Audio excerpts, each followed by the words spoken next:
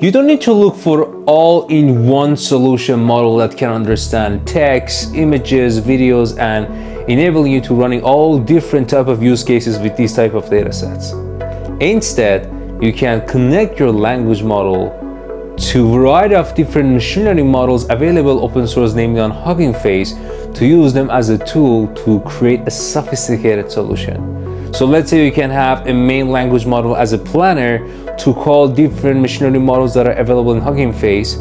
And in this video, we're going through an example of that, which is called HuggingGPT, to just show you an art of possibility that how you can go beyond just a single language model or just a single model and expecting having all different capabilities in just one main solution. Then let's go.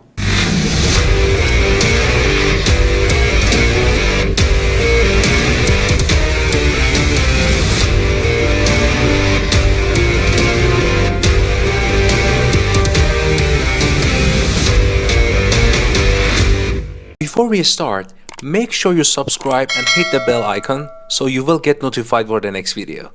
Thank you. Alright, so welcome everyone to HuggingGPT. Well, before I start talking about what is HuggingGPT, my purpose of this video is not really educating you on a specific framework or open source solution or Hugging Face. The whole idea is that instead of you thinking about finding just one all-in-one solution, like maybe a large model that is multimodal that can understand images, videos, sounds, text, and even generate all these data types, maybe that's not the correct approach to think about it. If you have such a use case that you're dealing with a variety of different tasks that you need different machine learning expertise, maybe instead you can have a solution like HuggingGPT. So what's the idea here? They are connecting large language model, let's say GPT 3.5 or 4, to a variety of different Hugging Face machine learning models. As you know, Hugging Face has models for image captioning, object detection, generating videos, generating text, and these are all open source. So now when I task ChatGPT, for example, hey, describe me what is in this image and count how many objects are there, even I can ask this from GPT 3.5, which doesn't understand, let's say, image. But the good news is, with connecting these models to Hugging Face models, my agent here will call these Hugging Face models because it's connected to them, and it will use them to run any task like object detection. So that means even my language model here can be a cheaper one, even the one that doesn't understand image, video, just even text, but it knows what tools can be called from Hugging Face to resolve my task. So think about it. In Hugging Face, there are thousands of different machine learning models with different capabilities that you can have them as a hand excuse me, like as a tool for letting your language model be just a leader to call them, execute those, get the response back, and show you the final output. So this is actually coming from a paper, let me zoom out, co-authored by Microsoft research team. It is for December 2023, but I found that still the idea is very relevant because so far people are thinking about creating agents, but mainly they're talking about agent that they are connected to a tool. That tool is a RAG tool, is a web search tool, or is just a Python function. But having a tool that is calling another machine learning models for a specific task is very actually powerful. So I was looking for actually implementation example of that in different websites, in different GitHub repositories, and I found a couple of implementations. So the main one, which is, I believe this one, this one, yes, this one is the one actually I think released by Microsoft research team. So they have a comprehensive walkthrough about how you can run this locally or on a web app to call some of the available Hugging Face models as a task of an agent when you ask your questions about GPT. But it's a little bit like more detail oriented, and you need to certainly put some time to go through that. But people started to actually create a lighter version of them.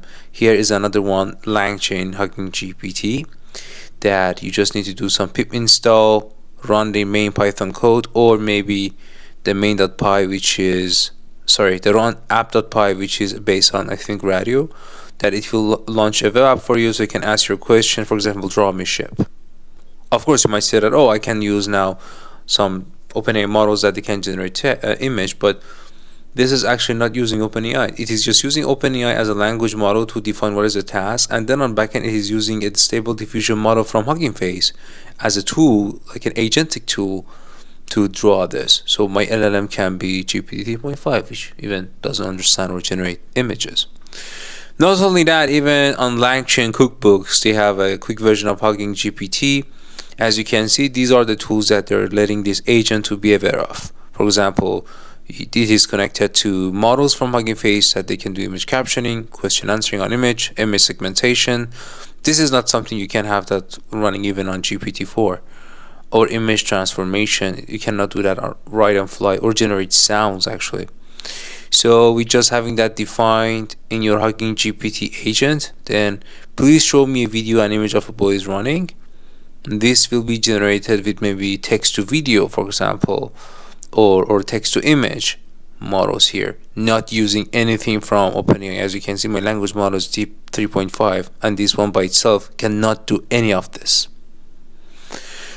So moving on, I also was checking Hugging Face and I realized that Microsoft has actually launched a live demo of this HuggingGPT. So thought that actually if I run it's going to be more cool. So here what you need to do at the beginning here, you should add your OpenAI key and then your Hugging Face key here, and then clicking on submit. For getting your Hugging Face key, you need to go to your profile, click on your profile picture on the top right. There's an access token section. You click on it and you generate a token. You paste it here. So for sake of saving time in this video, I actually generated that. So here, let's say what I'm gonna do, I'm gonna ask a couple of tasks that is not even possible simply to do that on GPT-4 or GPT 3.5. So let's say I want to ask two tasks actually. First, I want to generate picture of two cats. Oh, I have typo. Let me fix that.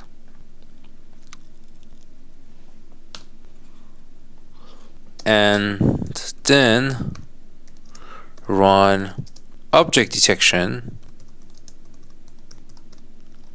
for detecting cats. So, and also let's put it to the cats sitting on chair. So what I'm doing here, first I'm gonna generate an image, which you might say that okay, I can do that with OpenAI as well without having agent stuff, but also running an object detection model on the top of that. This is not something you can simply do with just one shot call on GPT, even 4, which I tried it. I'm gonna show you. So let's see if this one works or not. But again, I do not have access to the backend code of this. You can modify what models or machine learning models from Hugging Face you want to define them as an agent here. You have full control. Again, I'm here creating this video to show you the art of possibility that go through Hugging Face, check out all different tasks and capabilities there that maybe you can actually check it and connect it as a tool to your language model. So look at this. First of all, I got this image created by a text to image model, and as you can see, it is showing me the first task was text to image, which was correct, and it used a stable diffusion, which is the answer here generated. Then the task 2 is object detection, so you can see that it detected two cats plus even the chair. So what model was being used? As you can see, this is object detection model, and then it is showing me the score of the detected object and what's the label. So I have one chair with this confidence score and the bounding boxes. Then I have cat, then I have chair, and I use ResNet from Facebook, which was the only model available given to this agent to run this object detection. Okay, there are different examples here. For example, based on this cat image, generate a video or audio. This is not something you can do with GPT-4 right now. But going back to GPT-4, I wanted to do actually similar thing. I said I generate an image of two cats sitting and then run object detection. As you can see, the image is good, generated by itself, okay, but for object detection stuff, it cannot do it. So it tried to actually run a Python code, and then I was checking the Python code. It is just creating a simulated bounding boxes because there's no machine learning model here to detect the objects. And then here's the answer, which is pretty not good at all.